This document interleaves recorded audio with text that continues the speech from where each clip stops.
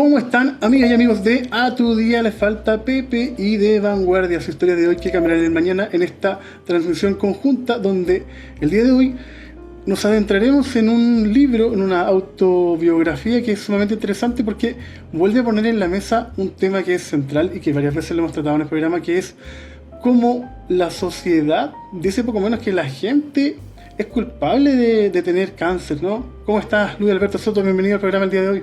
Hola, ¿qué tal? ¿Cómo están? Parece ser así, ¿no? Que parece ser que la gente dice que poco menos que uno es culpable porque tiene depresión, porque tiene pena, no sabe tratar sus problemas, Sí, que sí. la gente tiene cáncer, y es lo que tú trabajas en este libro que estamos viendo ahí, la portada bajo Editorial Weathers, En las en las cenizas. cenizas. Sí. ¿Cómo es eso de estar en las cenizas, Sí, Luis? yendo a tu reflexión, efectivamente yo creo que está muy extendido hoy día una mirada sobre el cáncer que lo atribuye a alguna condición emocional o alguna condición de personalidad del que lo padece, digamos, ¿no? De alguna manera, eh, cuando uno habla de cáncer surge como inmediatamente alguien que te dice, no, lo que pasa es que tú tienes una emoción reprimida, ¿no? Una tristeza, una rabia, no sé qué, o es fruto del resentimiento con el que vives la vida, ¿no? Entonces, es una visión que yo entiendo que existe porque hasta ahora no tenemos una explicación suficientemente buena en términos científicos, más allá de decir que tiene un componente genético, pero no tenemos claro qué es lo que produce el cáncer, así más directamente. Salvo los cánceres de pulmón que derivan del tabaco o la exposición al asbesto, ¿no? Eh, no tenemos una buena explicación sobre el cáncer y por lo tanto abundan las explicaciones de distinta naturaleza y todas tienen como un poquito la misma entidad. Entonces, yo ahí en el fondo, mi posición en el libro, que no es mi posición solamente, mucha gente lo ha dicho, entre otros Susan Sontag, Emmanuel Carrer, es que, es que sostener una posición de esa naturaleza significa de alguna manera culpabilizar al enfermo. O sea, no solo tienes cáncer, sino que de alguna manera tú te autoprovocaste esa enfermedad, ¿no? Y esa yo te diría que como una carga para el enfermo que es muy intolerable, ¿no? Es de alguna manera muy cruel pensar que el enfermo está enfermo eh, porque de alguna manera se lo autoprovocó. Es súper interesante lo que planteas, y este trabajo tiene la particularidad que toca dos grandes momentos, ¿no?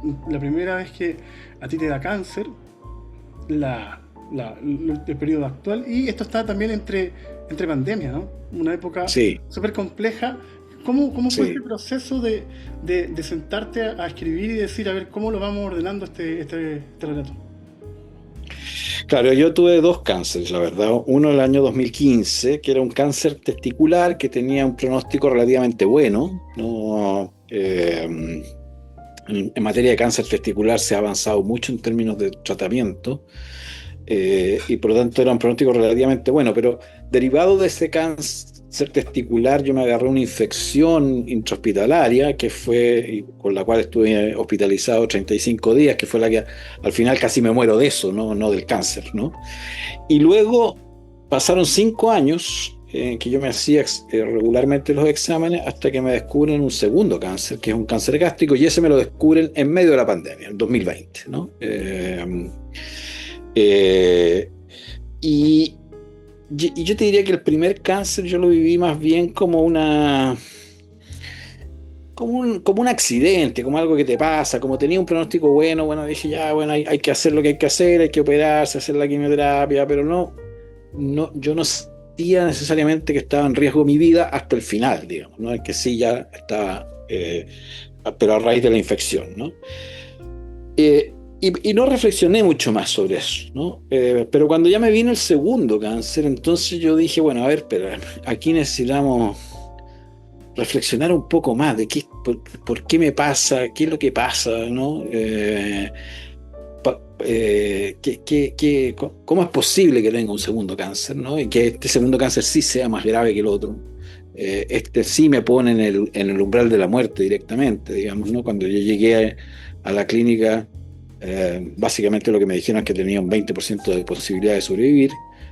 Eh, y ese proceso de reflexión lo hice básicamente agarrando un cuaderno y escribiendo. O sea, eh, no surgió como un libro desde el origen, sino que más bien como notas que tomaba eh, cada día por medio, como para ir de alguna manera reflexionando sobre mi situación, sobre lo que me iba ocurriendo. Y luego eso empezó a tomar la forma ya como de una historia, de un viaje, y entonces empecé a contar el proceso ya de manera más literaria, más novelesca, por decirlo de alguna manera, entre comillas. Y así fue surgiendo el libro, pero no era necesariamente la idea original, sino que más bien la idea era cómo procesar la enfermedad y las reflexiones, y me pareció que siendo yo un lector consuetudinario desde muy chico, me pareció que escribir era una buena manera de hacerlo. Claro que sí. Y también en este trabajo vamos viendo cómo es el proceso, por ejemplo, de tu mujer, de Claudia, de tus hijos, de tu entorno, porque se genera una dicotomía, ¿no? Hay gente que te apoya incondicionalmente y hay gente que también te empieza a cuestionar cómo es eso. Claro, lo que pasa es que claro, lo que uno descubre en este proceso también es que el cáncer no te afecta solo a ti como enfermo, sino que afecta como muy duramente también a tu entorno, ¿no? Y al final, de alguna manera, todos somos víctimas, ¿no? O sea porque, pues bueno, uno como enfermo es obvio, pero también pues la mujer que se le está muriendo el marido, los hijos que se le está muriendo el padre, la madre que se le está muriendo el hijo, todos al final se ven afectados por la enfermedad, y de alguna manera todos son víctimas de la enfermedad, y cada uno responde desde sus propios miedos, desde sus propias preocupaciones, ¿no? Desde sus propias heridas emocionales. Y por lo tanto las respuestas son múltiples, y también el entorno transita entre la aceptación, la rabia, ¿no? La compasión, la, la, el desgaste emocional que significa acompañar a un enfermo, estar permanentemente enfrentado a la muerte de un ser querido. Entonces creo que también eso de alguna manera quise reflejarlo también en el libro, que no es solo la experiencia del enfermo consigo mismo, sino también la del entorno. Y una parte vital del texto, sin ánimo de hacer spoiler, es cuando tú planteas: ¿continúo con las quimioterapias o me detengo? Y ahí se empiezan a dar como varias miradas, ¿no? Hay gente que empieza a decidir por ti desde el cariño, gente que también decide por ti desde la teoría, pero también queda fuera lo que piensas tú, y eso si lo llevamos a la vida pasa mucho, ¿no? Que siempre hay gente que quiere decidir por nosotros y finalmente uno es el que sabe lo que siente. Claro, a mí lo que me ocurría es que las quimioterapias me estaban haciendo muy mal. O sea, terminaba muy destruido en cada ciclo de quimioterapia, para sorpresa de los médicos, porque me decían: mira, el esquema que te estamos aplicando es en general un esquema que a la gente le permite continuar con su vida más o menos normal.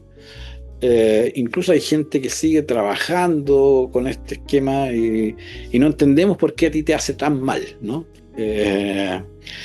Y yo le decía, bueno, no sé cómo será la experiencia del resto de la gente, pero a mí me hace muy mal. O sea, a mí me deja completamente knockout durante muchos días. Hay algunos ciclos luego de los cuales me desmayo. Entonces empecé a cuestionar el hecho de si tenía que completar con todos los ciclos o no, digamos. Y ahí viene, bueno, por supuesto, tanto la reflexión interna y un poco como diciendo, mira, esto me está matando, pero tengo que dejarlo por una parte, porque, o sea, pero tengo que dejarlo por una parte, pero por otra parte tampoco me atrevo mucho a dejarlo, porque si no completo los ciclos, capaz que en realidad me muera de verdad. Y está el entorno que algunos te dicen sí, déjalo porque en realidad te está haciendo pésimo, otros que te dicen no, por favor, no lo dejes, por favor, continúa porque esto aumenta tus probabilidades de estar vivo. Pero al final, eh, al final el que tiene que tomar la decisión es uno, porque también ocurre aquí que también uno se entrega a decir, oye, mira, uno se muere el día que se tiene que morir también, ¿no? O sea, no, es un poco ingenuo creer que podemos controlar la muerte, ¿no? O sea, que si efectivamente no llego en este ciclo hasta el final me voy a morir o me voy a morir. Llega un minuto en que uno dice, mira, ¿sabes qué? Me voy a morir el día que me tengo que morir y contra eso creo que no hay nada que podamos hacer, ¿no? Y por ahora aceptar que así es, de eso está hecha la vida, ¿no? Bajo esta lógica, entonces tú estarías a favor de la eutanasia, ¿no? Yo sí estoy a favor de la eutanasia, sí, sí. O sea, con todos los condicionantes que eso tiene que tener para... Pero me parece que sí las personas tienen derecho a tomar la decisión de la eutanasia cuando llega a un punto en que está viviendo en condiciones que no son, que son intolerables finalmente, ¿no? O que solo prolongan el sufrimiento, o que no tiene mucho sentido seguir adelante con eso porque el desenlace no lo vas a cambiar en el mediano plazo. Eh, sí creo que deberíamos reconocer la eutanasia como un derecho de las personas. Luis, Alberto, y para ir finalizando, ¿dónde podemos conseguir este libro? Oye, está a la venta en varias librerías, pero creo que la manera más fácil de conseguirlo es a través de Buscalibre, por internet. Comprarlo en Buscalibre, te lo mandan a dejar a la casa, a la oficina, a donde tú quieras, digamos, ¿no?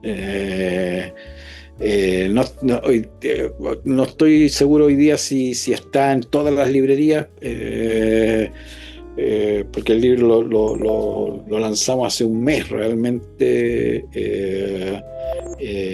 Pero sí creo que lo puedes encontrar en casi todas las librerías, por lo menos de Santiago, y en regiones, y en Santiago también lo puedes comprar en Busca Libre, que creo que es la manera más fácil para que te lo vayan a dejar a la casa. Claro que sí, y ustedes si nos quieren seguir siguiendo en las diferentes plataformas digitales, en nuestro sitio www.radiocámara.cl y en su canal El José la hizo. Muchas gracias, Luis Alberto, por estos minutos. No, muchas gracias a ti por darle espacio a este libro, digamos.